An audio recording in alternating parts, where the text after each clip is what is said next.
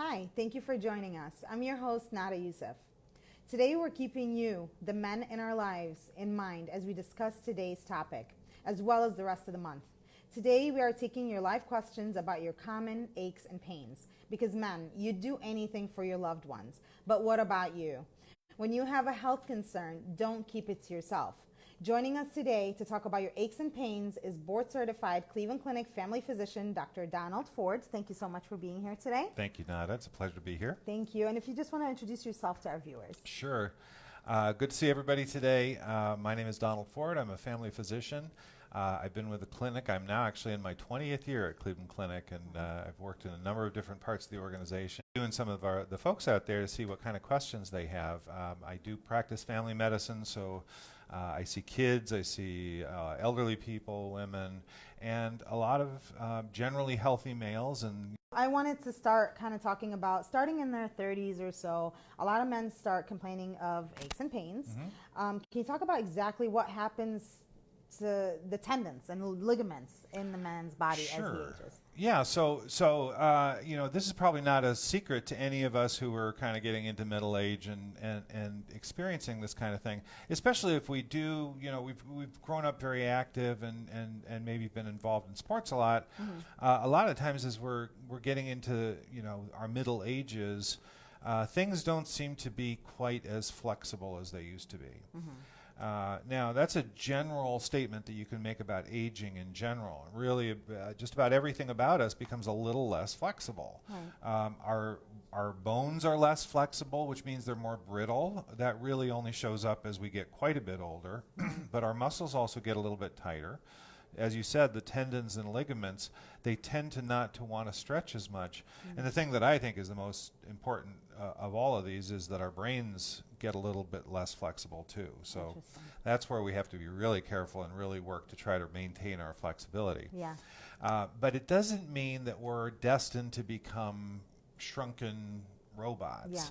It means that we have to work harder to get the same thing.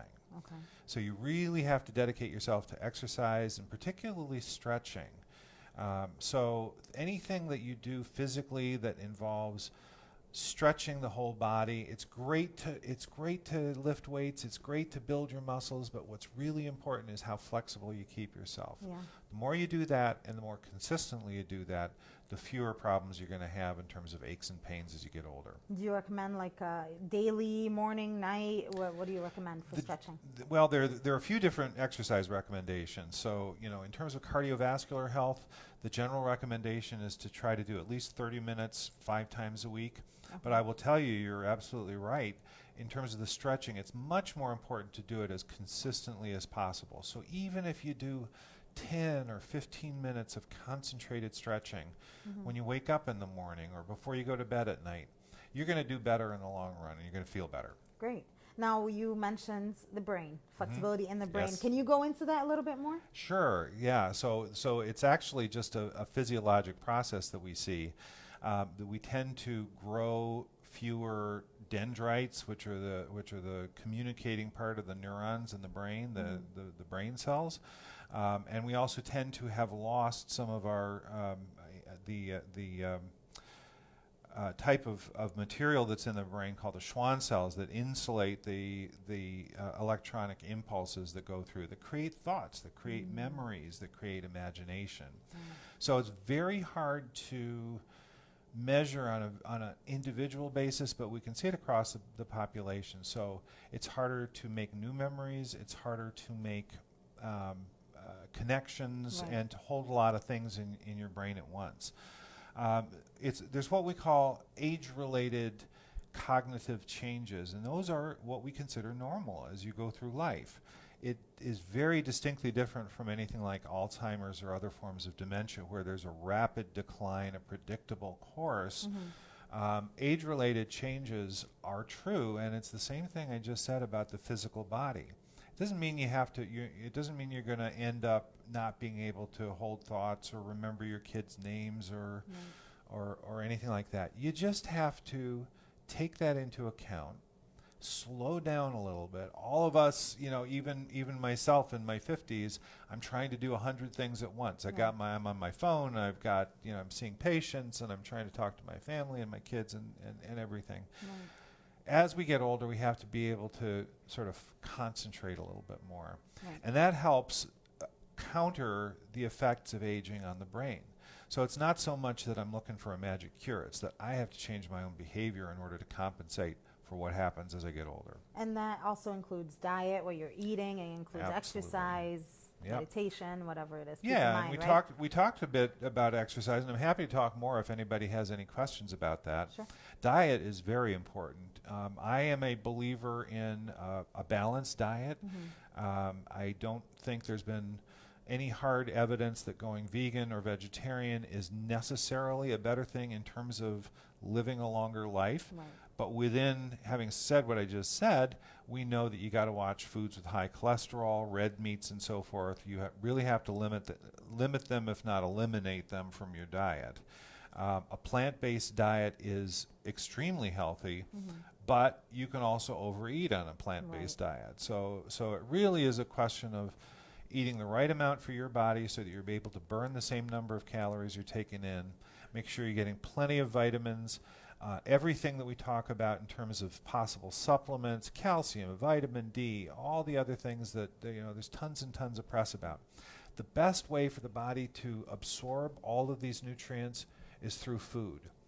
You absorb much more, you absorb it at a much more natural pace so your body can actually use it and doesn't just end up urinating it out or getting rid of it because you've given it too much. I see. So the nutrients would be actually absorbed in the body and being used. Absolutely. And so even when we're talking about something like osteoporosis and we talk about calcium and vitamin D, my advice to patients is get your calcium through your diet. Right. Now, if you don't eat dairy products, and I know we can talk about some of the problems related with people eating dairy, there are actually better sources of calcium that are non-dairy.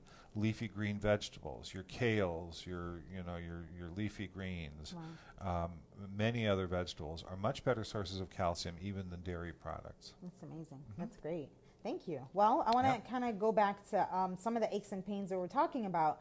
And so a lot of men are the ones taking care of the housework, the yard work, and a lot more than often you hear, my back gave out on me. What does that mean? What actually happens? Well, there are a lot of things that can happen with the back. We tend to make ourselves a little bit vulnerable in terms of our back. I won't stand up to demonstrate this, but I could. But one of the things that happens to men's bodies as we age, we tend to carry our weight in the front. It's what's commonly called a beer belly. Now, I don't drink beer, but I get a beer belly because that's where just genetically, as a male, that's where my weight tends to go. And what that tends to do is it tends to sway you forward. So it's actually putting a new type of pressure on the lower back.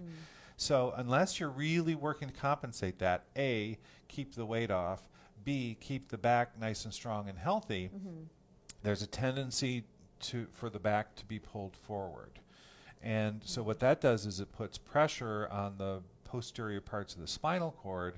So anything that strains the muscles back there is going to cause extra damage. We're just more at risk as we age if we're not paying attention to those kinds of things. Sure, and also men are more at risk of injuries taking longer to heal as they get older. That's true. Can we talk about that as well? Yeah, so that again, it's part of the general aging process that I was talking about, and there are changes in the immune system as we get older. There are changes in terms of our blood cells. So overall healing is going to take longer. One of the things that happens with our soft tissues, ligaments, tendons, muscles, over years, we tend to deposit calcium into those soft tissues, and that's part of what makes them a little less flexible. You can actually look at X-rays sometimes and see calcium deposits in some of the ligaments, and if you get a lot of that, it's going to be very hard to stretch and pull those. There are other places that we deposit calcium in our body. People know about calcium scoring for the heart. We thought at first it might be a great way to predict cardiovascular disease. We use it actually more now as sort of a confirmatory test, but it's still the same phenomenon that as we get older, our soft tissue, sleep quality doesn't decline, but the thing you have to realize, and again, this is a way that people can sort of forewarn and forearm themselves, our need for sleep changes. As we get older, we need less sleep. We do. We do. That is true. That But was a myth. but we need it in smaller doses too. So a person who's getting older may not actually need to sleep the same 8 hours that we did when we were 20 or when we were 30. They may get better, feel okay on 6, but they may really conk out in the middle of the day. And, it's funny how that works out. As people are sort of approaching retirement, there's actually an opportunity there. Yeah. Hard for us that are still working, but The rest can nap. you could still figure things out. Sure. So it actually is natural for an older person to sleep less at night, but also to need a nap during the day so that they can kind of compensate for that. Okay. Our bodies are very active when we're sleeping. It's one of the big mysteries in terms of how our bodies function, but really we're just as active when we sleep as when we're awake. It's just that it's all internal and it's all maintenance work and it's all repair work. So that's when all the healing happens. So then the quality of sleep could still be effective. It just maybe absolutely, shorter. yeah, and you have to realize that. And I think I see some of my older patients who are very frustrated because they really don't sleep as much at night, and then they feel tired all day. And it's just what I was talking about. Well, you don't need as much at night, but you do need it in a couple of in a couple of sessions. Right. How about weight? And it becomes harder to lose weight. Yep, it becomes harder to lose weight. You said it perfectly. Yes. It doesn't become impossible to lose weight. Right. It just becomes harder. Sure. Why is that? Because we burn fewer calories. So when you're 20, you just sit there, you're burning calories. Yeah. You can, somebody's going to invent a camera where you can just see them steaming off the top of their head. But as we get older, even though we still have an active metabolism, even though we're still digesting, and everything I said about how we're still working on ourselves when we're sleeping, overall, you have a lower caloric need. You need less energy to do the same thing that you're used to doing, and so you can eat the same as when you were 30, and put on weight. More weight.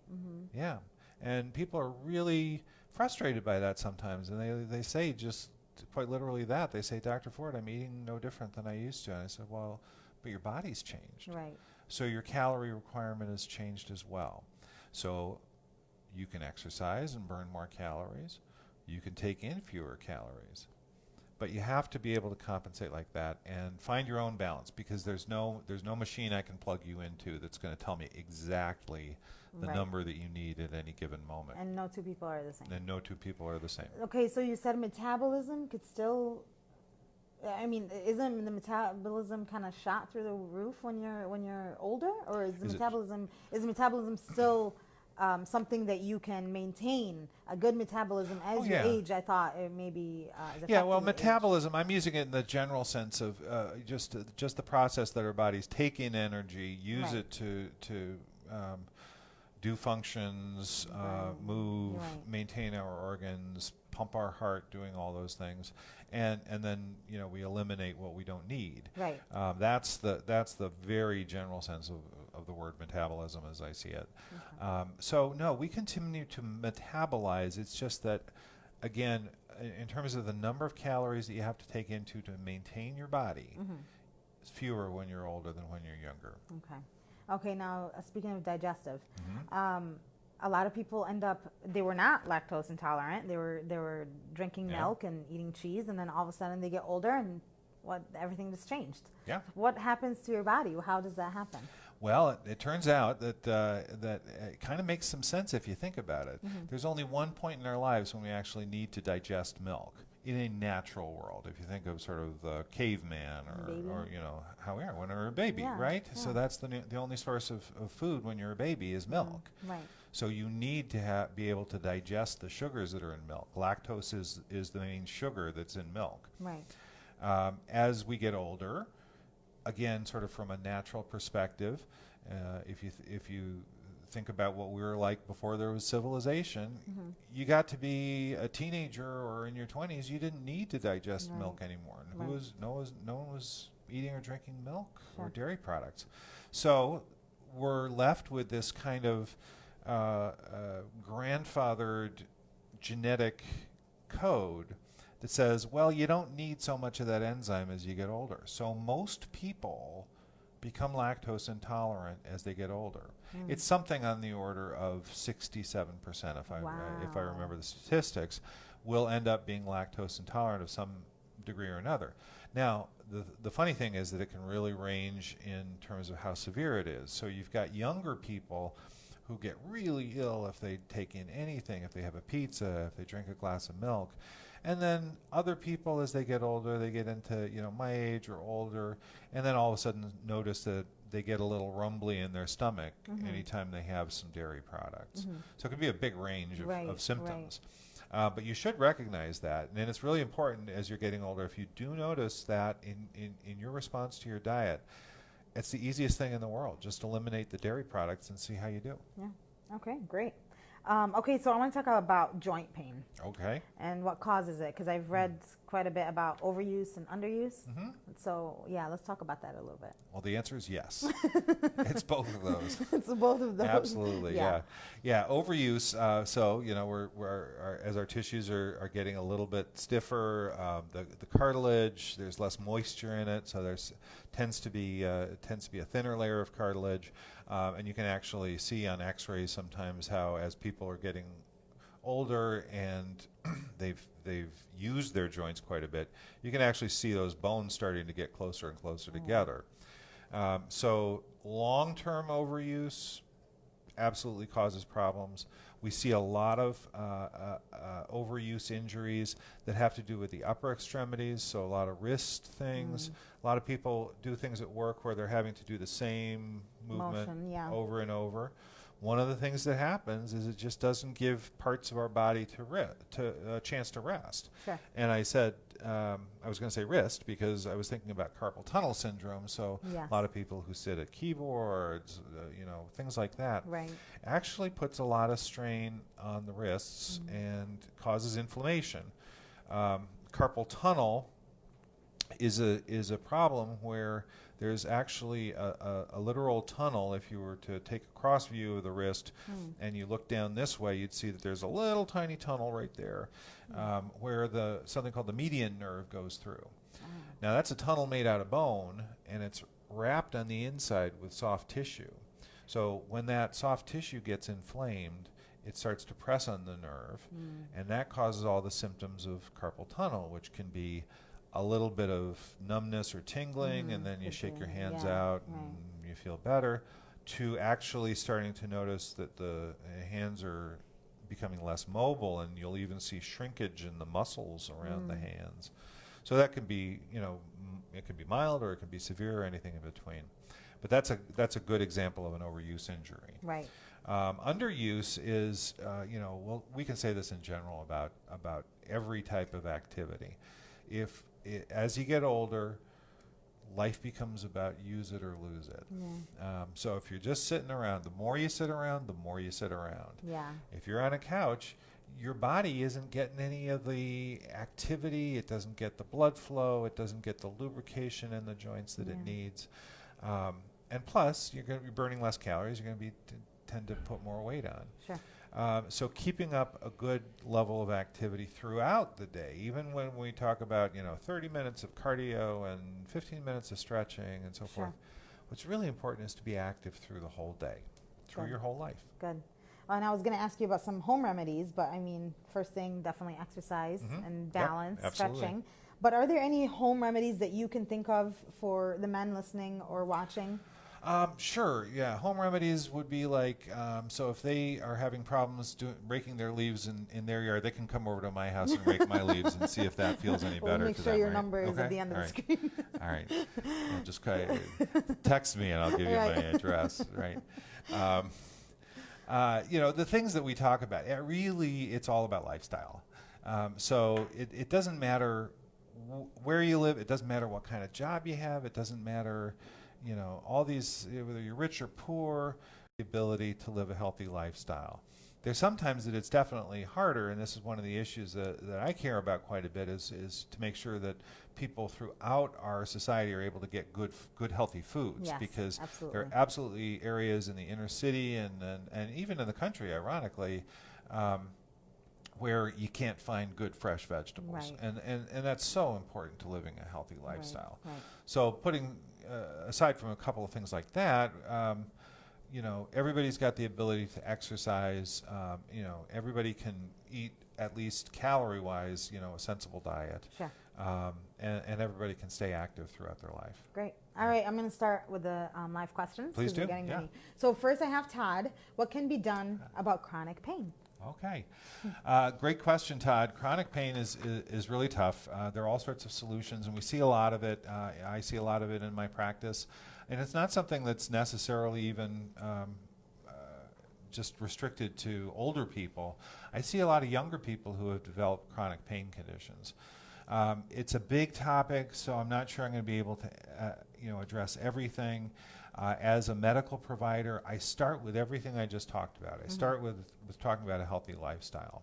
And if you look at recommendations from the musculoskeletal societies and from rheumatologic societies, that is number one treatment. And I think sometimes we overlook that because everybody goes, oh yeah, well, yeah, live a healthy lifestyle, but then what else can you do? Right. But we have to remember that, and it's just same thing is true with something like diabetes. It is the best treatment. So most back pain is going to go away by itself if you just work through it. A lot of musculoskeletal injuries, as long as there's not a tear or a fracture, those are going to go away by themselves. So we can't forget the simple stuff. Now, we have tons and tons of ways of addressing chronic pain. We have medications. So as long as you got healthy kidneys, you can take anti-inflammatory medications. There's some other medications that we use for some chronic nerve problems, something like Neurontin, or there's a cousin called Lyrica. Those are problematic medications because they have a lot of side effects, and so we always have to make sure that we're having a good conversation with our patients about the risks and benefits of medications. Even anti-inflammatories like Motrin or Advil are things that can damage your kidneys in the long run if you take too much of them and you're not being careful. Right. We have lots of chronic pain programs here at the Cleveland Clinic, and we even have a kind of an inpatient program that's held over the course of 4 weeks, where people really work, sunrise to sunset, 7 days a week, working on really reversing some of the habits and some of the trends that have gotten them into chronic pain in the first place. Right. So I don't know if I've answered the whole question, Todd, because it's a big subject. Yeah. But there are a lot of tools that we have. I think everybody's aware of the opioid crisis and how we've really gotten into trouble with this. I am very, very sensitive to prescribing narcotic medications. And there's one general truism that we have to be aware of, which is that the real problem with opioids for chronic pain is that in the long run, not in the short run, but in the long run, they can actually train the brain to perceive more pain. Wow. So we're actually creating the same symptom that we're trying to treat. Wow. So that is really the reason that we do everything that we can to try to avoid treating chronic pain with narcotic medications. Great. All right, and then I have Hannah. Is male osteoporosis common? Male osteoporosis is more common than we think. It's a great question. We actually have a standard recommendation for every woman who's over 65 to get a bone density test. And there is a difference between men and women in terms of the risk for osteoporosis, and that has to do with the fact that women go through menopause where they lose the production of estrogen, or where it goes down, and it's that estrogen that has been actually maintaining the density of the bones for their younger life. So we'll see, in general, we'll see women decline their bone density much quicker around that age than men do. Sure. That being said, we do have to look very carefully at men, and we have to look at things like, everybody's got a relative, he used to be 6'4" and now he's 5'8", that's somebody that I'd want to check a bone density test on. Right. There are all sorts of metabolic problems that could be associated with bone loss in men. And again, you got to look at the diet. Okay, great. And then Ryan, as a 30-year-old male who's trying to restart his metabolism and boost fat burning to lose weight fast but safely, can you suggest ideas? Well, I'm not sure there's any real secret trick to this, Ryan. The most important thing is that you get the exercise. I'm not even sure. I'd love to talk to you because I'm not even sure what you mean by restarting your metabolism or boost fat burning. I guess we all tend to want to get there quicker. There are a lot of things. There are a lot of products out there that say fat burners and they'll build nothing but protein and all this stuff. I'll be completely honest and say I get worried about some of those products.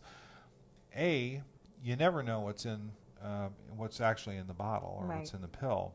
And B, even if it's something that is purely thought to be safe, like protein, the creatine that they sell, I've seen a number of young men your age, coming into my office with elevated kidney tests because they've been doing these supplements that are supposed to build muscles and help them burn fat and so forth. Most of these are not FDA approved. No, any type of supplement is not under the guidance of the FDA, and this is something that I am always reminding patients. I have a big talk with patients sometimes about. There's a product called red yeast rice. This is not on men's health, but on a separate topic. Sure. But that is literally a yeast, a mold that grows on rotting rice that they put in pill form. Now, here's the funny thing: it actually works. It's a drug. It's a natural form of a drug that is actually very much like chemically like some of the drugs that we prescribe for getting people's cholesterol down. Wow. So I'm not surprised if somebody comes in and goes, "Yeah, it brought my levels way down." My question is, what exactly are you putting in your body? Right. And how much of it are you putting in your body? And where was it before it was in that bottle that you just picked up off the shelf? Exactly. I like to give people the image of some rotting rice factory in the Orient somewhere. And, think twice about that. It's a good point though, because to think of what is in it, you have no idea. There is no regulation. There is no restriction in terms of the company having to prove that what they say is in the bottle is in the bottle. Yeah. Get your vitamins, your minerals, everything from your food, right? Yeah. There you go. There you go. All right. And then I have Sandy. I'll do one more question because time's almost up. Raced by. I know. Yeah. Sandy says, my husband is on Nexium and complains all the time about his joints and stiffness. Is there anything we can do for his stiffness and joints besides stretching? He claims it's an Nexium, but he can't live without it. He has Barrett's esophagus. What foods are good to avoid inflammation in the body? Yeah, that's a very good question. Sort of a complex situation. Barrett's esophagus is a potentially serious condition. It is generally treatable, and we usually treat it, but with drugs like Nexium. I am not very familiar with, and I have a lot of patients who've been on Nexium or similar products. I have not seen a lot of folks complaining of specifically about joint stiffness from that type of medication. I'm not saying it can't happen, and it's probably listed if you look at the disclosure from the pharmacy. It's probably on there. Yeah. But I'm just saying I have not seen a lot of patients with that particular complaint. There's not a great thing that I can recommend in terms of a product for you. There's a medication or a supplement that a lot of people are familiar with, glucosamine chondroitin. Now there's an example of one that actually has had some very, very positive benefits in some of the clinical trials that have been done, but it's been inconsistent. I see. And there are a lot of thoughts about that, one of which is the point I just made, which is you never quite know exactly how much you're getting in terms of that. That's more been in terms of cartilage, so I'm not 100% sure if that's the kind of problem your husband is having. The recommendation I make to patients in terms of that particular supplement is try it and see if it makes a difference. If it does, it may be perfectly fine. If it doesn't make a discernible problem, benefit that you can feel, it's probably not doing anything for you. The last one I would mention too is magnesium, because a lot of the stiffness is actually muscular and not so much the joints. Okay. And magnesium is a good natural muscle relaxer. Now, Sandy is asking at the end here, what food are good to avoid inflammation in the body? Yeah. So you're saying like magnesium in food then, so just do that, or what do you recommend? So the types of foods that are generally thought of in the so-called anti-inflammatory diet, it really is going to be the fresh fruits and vegetables. I don't know, again, that there's any medical proof, any scientific proof that raw is better than cooked. We know that cooking can lose a lot of the vitamins and so forth. So, but there are different techniques for cooking. You and steam. Different vegetables are different. Exactly. Yeah. So my general answer to your good question is a diet that's high in fresh fruits and vegetables is going to be the best anti-inflammatory diet you can have. Great. Well, we are out of time. Is there anything else you want to tell our viewers before I let you go that we have not talked about? No, I just appreciate everybody tuning in, and it's a great to have an opportunity to talk about this topic, and I appreciate the time. Thank you, and thank you for being here. Thank you to our viewers and listeners for listening. For more information for men in your life to keep them healthy, you can find articles or even events happening in the Cleveland area. You can visit ccf.org/mentionit. Thank you, and we'll see you again next time.